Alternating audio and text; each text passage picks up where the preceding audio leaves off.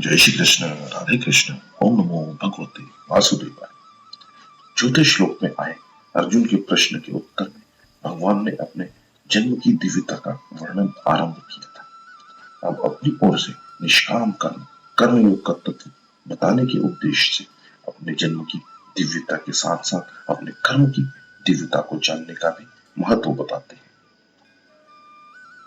भगवान जन्म मृत्यु से सर्वथा अतीत, अजन्मा और अविनाशी है।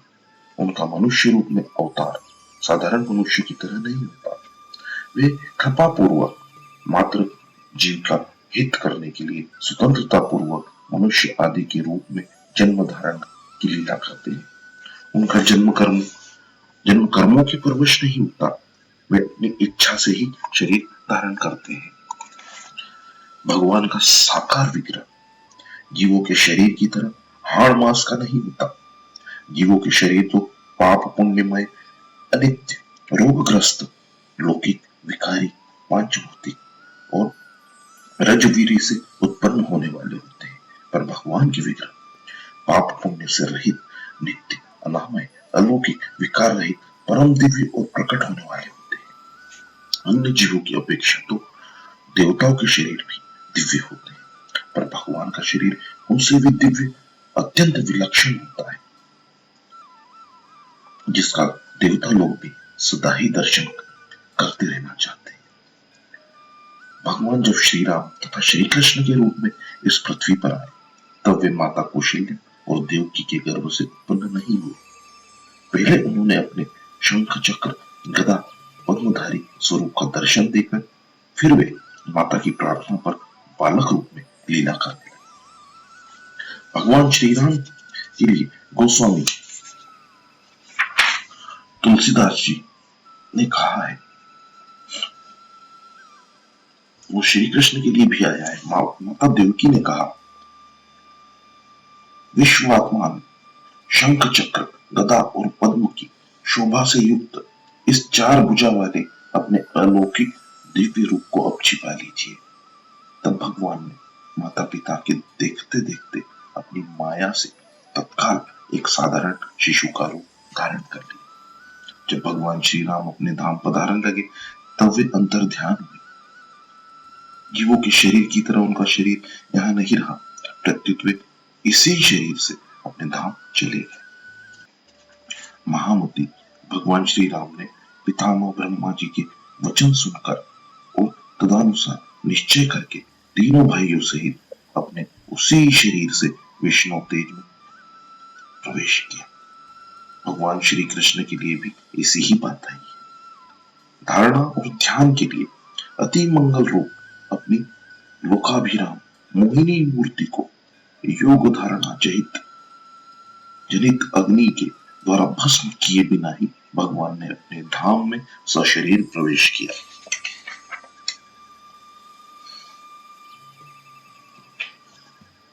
भगवान के विग्रह दिव्य शरीर के विषय में महामुनि वाल्मीकि जी भगवान श्री राम से कहते हैं, एक बार सनकादिक ऋषि वैकुंठ धाम में जा रहे थे। वहां भगवान के द्वारपालों ने उन्हें भीतर जाने से रोका। तब सनकादिक ने उन्हें शाप दे दिया। अपने अनुचरों के द्वारा सनकादि का अपमान हुआ जानकर भगवान स्वयं वहां पधारे। उस समय भगवान का दर्शन करने से उनकी बड़ी विलक्षण दशा हुई। उन्होंने भगवान के चरण कमलों में प्रणाम किया। प्रणाम करने पर उन कमल नेत्र भगवान ने के चरण कमलों के पराग से मिली हुई तुलसी मंजरी की वायु ने उनके नासिका छिद्र में प्रवेश कर उन अक्षर परमात्मा में नित्य स्थित रहने वाले ज्ञानी महात्माओं के भी चित्त और शरीर को शुद्ध कर दिया। शब्द आदि विषयों में गंध कोई इतनी विलक्षण चीज नहीं है जिसमें मन आकृष्ट हो जाए, पर भगवान के चरण कमलों की गंध ने नित्य निरंतर परमात्मा स्वरूप में मग्न रहने वाले सनक आदि के चित्त में भी खलबली पैदा हुई। कारण कि वो पृथ्वी की विकार रूप गंध नहीं थी, प्रत्युत दिव्य गंध थी। ऐसे ही भगवान के विग्रह की प्रत्येक वस्तु, वस्त्र, आभूषण, आयुध आदि दिव्य, चिन्मय और अत्यंत विलक्षण है। भगवान की लीलाओं को सुनने, पढ़ने, याद करने आदि से लोगों का अंतःकरण निर्मल, पवित्र हो जाता है और उनका अज्ञान दूर हो जाता है। यह भगवान के कर्मों की दिव्यता है। ज्ञान स्वरूप भगवान शंकर, ब्रह्मा जी, सनक आदि ऋषि, देवर्षि नारद आदि भी उनकी लीलाओं को गाकर और सुनकर मग्न हो जाते हैं। भगवान के अवतार के जो लीला स्थान है, उन स्थानों में आस्तिक भाव से, श्रद्धा, प्रेम पूर्वक निवास करने से एवं उनका दर्शन करने से भी मनुष्य का कल्याण हो जाता है। तात्पर्य यह है कि भगवान मात्र जीव का कल्याण करने के उद्देश्य से ही अवतार लेते हैं और लीलाएं करते हैं। अतः उनकी लीलाओं को पढ़ने, सुनने और मनन चिंतन करने से स्वाभाविक ही उस उद्देश्य की सिद्धि हो जाती है। चौथे श्लोक में अर्जुन ने भगवान से केवल उनके जन्म के विषय में पूछा था, परंतु यहां भगवान ने अर्जुन के पूछे बिना ही अपनी तरफ से कर्म के विषय में कहना आरंभ कर दिया। इसमें भगवान का यह अभिप्राय प्रतीत होता है कि जैसे मेरे कर्म दिव्य हैं, वैसे तुम्हारे कर्म भी दिव्य होने चाहिए। कारण कि मनुष्य का जन्म तो दिव्य नहीं हो सकता, पर उसके कर्म अवश्य दिव्य हो सकते हैं, क्योंकि उसी के लिए उसका जन्म हुआ है। कर्मों में दिव्यता, शुद्धि योग से आती है।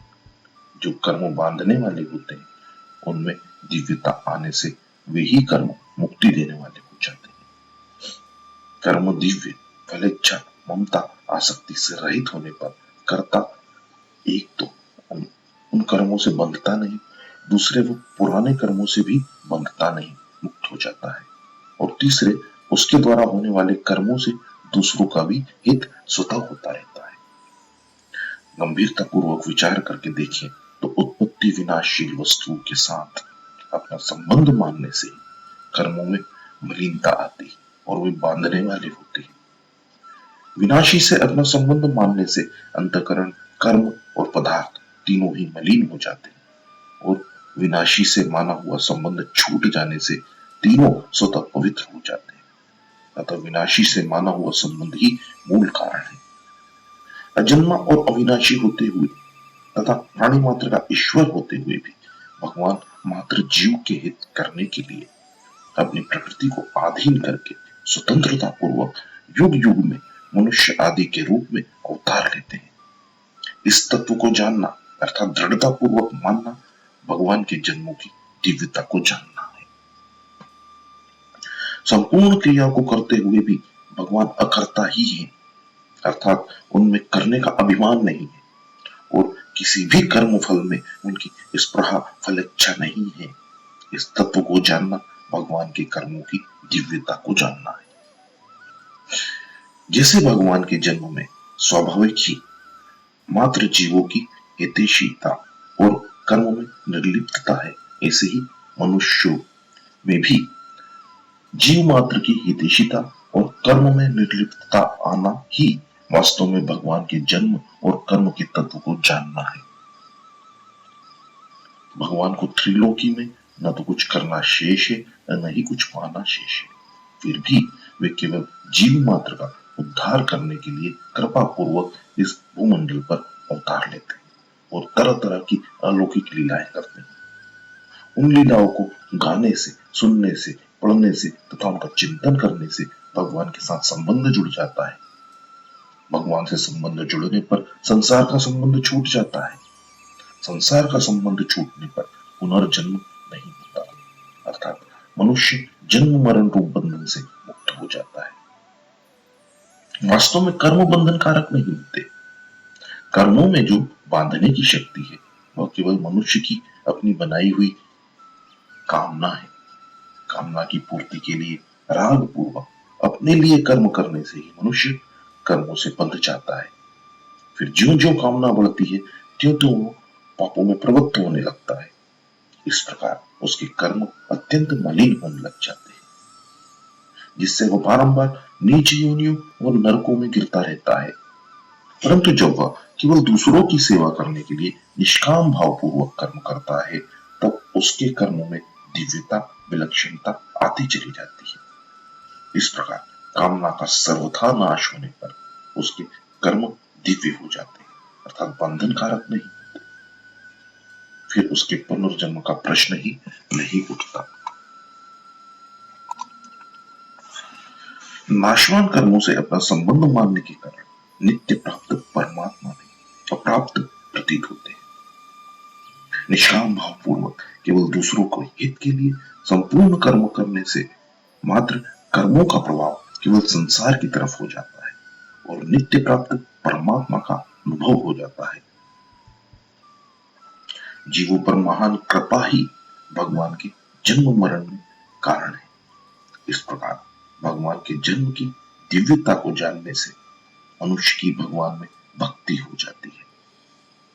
भक्ति से भगवान की प्राप्ति हो जाती है। भगवान के कर्मों की दिव्यता को जानने से मनुष्य के कर्म भी दिव्य हो जाते हैं, अर्थात वे बंधन कारक न होकर खुद का और दूसरों का कल्याण करने वाले हो जाते हैं, जिससे संसार से संबंध विच्छेद पूर्वक भगवान की प्राप्ति हो जाती है। संपूर्ण कर्म आरंभ और समाप्त होने वाले हैं और कर्म के फल स्वरूप जो कुछ प्राप्त होता है वह भी अनित्य और नाशवान होता है, परंतु स्वयं जीवात्मा नित्य निरंतर रहने वाला है। अतः वास्तव में स्वयं का कर्मों के साथ कोई संबंध है ही नहीं, प्रत्युत माना हुआ है। अतः संपूर्ण कर्मों को करते हुए भी उनके साथ अपना संबंध है ही नहीं। ऐसा अनुभव करे तो उसके कर्म दिव्य हो जाते हैं। यह कर्मों का तत्व है, यही कर्मयोग है। क्रियाशील प्रकृति के साथ तदाम में होने के कारण मनुष्य मात्र में कर्म करने का वेग रहता है। वह क्षण मात्र भी कर्म किए बिना नहीं रहता। संसार में वह देखता है कि कर्म करने से ही सिद्धि वस्तु की प्राप्ति होती है। इसी कारण वह परमात्मा की प्राप्ति भी कर्मों के द्वारा ही करना चाहता है, परंतु यह उसकी महान भूल है। कारण कि नाशवान कर्मों के द्वारा नाशवान वस्तु की ही प्राप्ति होती है, अविनाशी की प्राप्ति नहीं होती। अविनाशी की प्राप्ति तो कर्मों से संबंध विच्छेद होने पर ही होती है। कर्मों से संबंध विच्छेद कर्म योग में ज्ञान योग की अपेक्षा भी सरलता से हो जाता है, कारण कि कर्म योग में सूक्ष्म, स्थूल और कारण तीनों शरीरों से होने वाले संपूर्ण कर्म निष्काम भाव पूर्वक केवल संसार के हित के लिए होने से कर्मों का प्रभाव संसार की तरफ हो जाता है और अपना कर्मों से संबंध विच्छेद हो जाता है। यहाँ भगवान ने माम एति पदों से यह भाव प्रकट किया है कि मनुष्य कर्मों के द्वारा जिसकी सिद्धि चाहता है वह परमात्मा तत्व स्वतः सिद्ध नित्य प्राप्त है। स्वतः सिद्ध वस्तु के लिए करना कैसा, जो वस्तु प्राप्त है उसे प्राप्त करना कैसा। करने से तो उस वस्तु की प्राप्ति होती है जो पहले अप्राप्त थी। एक उत्पत्ति होती है, एक खोज होती है। उत्पत्ति उसकी होती है जिसकी स्वतंत्र सत्ता नहीं है, जिसका पहले अभाव है और बाद में जिसका विनाश हो जाता है। खोज उसकी होती है जिसकी स्वतंत्र सत्ता है, जो पहले से विद्यमान है, जो नित्य निरंतर रहता है, किंतु जो क्रिया और पदार्थ रूप संसार का महत्व मान लेने से छिप गया है। जब मनुष्य क्रियाओं और पदार्थों को केवल दूसरों की सेवा में लगा देता है तो क्रिया पदार्थ रूप संसार से स्वतः संबंध विच्छेद और नित्य प्राप्त परमात्मा का साक्षात अनुभव हो जाता है। यही नित्य प्राप्त की खोज है। कर्तव्य कर्मों को न करके प्रमाद आलस्य करना और कर्तव्य कर्मों को करके उनके फल की इच्छा रखना, इन दोनों कारणों से मनुष्य को नित्य प्राप्त परमात्मा के अनुभव में बाधा लगती है। इस बाधा को दूर करने का उपाय है फल की इच्छा न रखकर दूसरों की सेवा के रूप में कर्तव्य कर्म करना। फल की इच्छा न रखकर कर्तव्य कर्म करने से कर्मों से संबंध विच्छेद हो जाता है। कर्मों से संबंध विच्छेद होते ही परमात्मा से हमारा जो स्वतः सिद्ध नित्य संबंध है उसका अनुभव हो जाता है। परिशिष्ट भाव यह है कि निष्काम भाव से केवल दूसरों के हित के लिए कर्म सेवा करने पर अथवा भगवान के लिए कर्म पूजा करने पर वे कर्म दिव्य मुक्तिदायक हो जाते हैं। परंतु कामना पूर्वक अपने लिए किए गए कर्म मलिन बंधनकारक हो जाते हैं। कर्मों में कर्तव्य न होना ही दिव्यता है। अपने लिए कुछ न करने से कर्तव्य नहीं रहता। भगवान की छोटी से छोटी तथा बड़ी से बड़ी प्रत्येक क्रिया लीला होती है। लीला में भगवान सामान्य मनुष्य जैसी क्रिया न करते हुए भी निर्लिप्त रहते हैं, क्रिया करते हुए भी निर्लिप्त रहते हैं। भगवान की लीला दिव्य होती है। यह दिव्यता देवताओं की दिव्यता से भी विलक्षण होती है। देवताओं की दिव्यता मनुष्य की अपेक्षा से होने के कारण सापेक्ष और सीमित होती है, पर भगवान की दिव्यता निरपेक्ष और असीम होती है। यद्यपि जीवन मुक्त तत्वज्ञ भगवत प्रेमी महापुरुषों की क्रियाएं भी दिव्य होती है, तथापि वे भी भगवत लीला के समान नहीं होती। भगवान की साधारण लीला भी अत्यंत अलौकिक होती है। जैसे भगवान की रासलीला लौकिक दिखती है, पर उसको पढ़ने सुनने से साधक की काम वृत्ति का नाश हो जाता है। यह जगत भगवान का आदि अवतार है।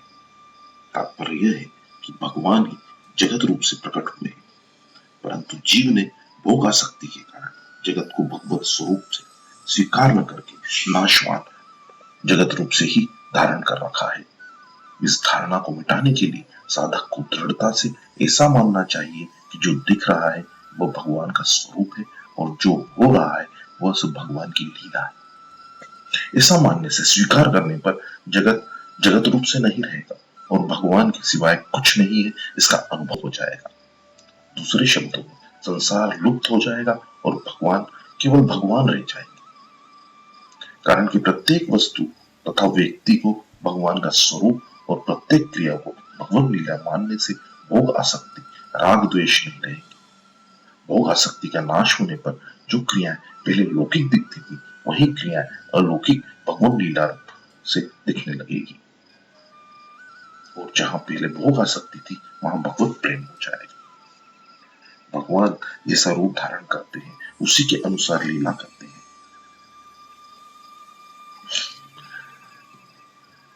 भगवान श्री कृष्ण उत्तंक ऋषि से कहते हैं, मैं धर्म की रक्षा और स्थापना के लिए तीनों लोकों में बहुत सी योनियों में अवतार धारण करके उन रूपों और वेशों द्वारा तदानुरूप बर्ताव करता हूं। भृगुनंदन, जब मैं देव योनियों में अवतार लेता हूं तो देवताओं की ही भांति सारे आचार विचार का पालन करता हूं, इसमें संशय नहीं। जब मैं गंधर्व योनियों में प्रकट होता हूं तब मेरे सारे आचार विचार गंधर्वों के ही समान होते हैं, इसमें संदेह नहीं। जब मैं नाग योनियों में जन्म ग्रहण करता हूं तब नागों की तरह ही बर्ताव करता हूं। यक्षों और राक्षसों की योनियों में प्रकट होने पर मैं उन्हीं के आचार विचार का यथारूप रूप से पालन करता हूं। जब वे आचार अवतार अर्थात मूर्ति का रूप अर्चा अवतार अर्थात मूर्ति का रूप धारण करते हैं तब वे मूर्ति की तरह ही अचल रहने की लीला करते हैं। अगर वे अचल नहीं रहेंगे तो वह अर्चा अवतार कैसे होगा। भगवान ने राम कृष्ण आदि रूप भी धारण किए और मत्स्य कच्छप आदि रूप भी धारण किए। उन्होंने जैसा रूप धारण किया वैसे ही लीला की। जैसे वराह अवतार में भगवान ने सुअर बनकर लीला की और वामन अवतार में ब्रह्मचारी ब्राह्मण बनकर लीला की। इससे साधक को यह समझना चाहिए कि अभी भी जो हो रहा है वो सब भगवान की ही लीला हो रही है। जय श्री कृष्ण, राधे कृष्ण। ओम नमो भगवते वासुदेवाय।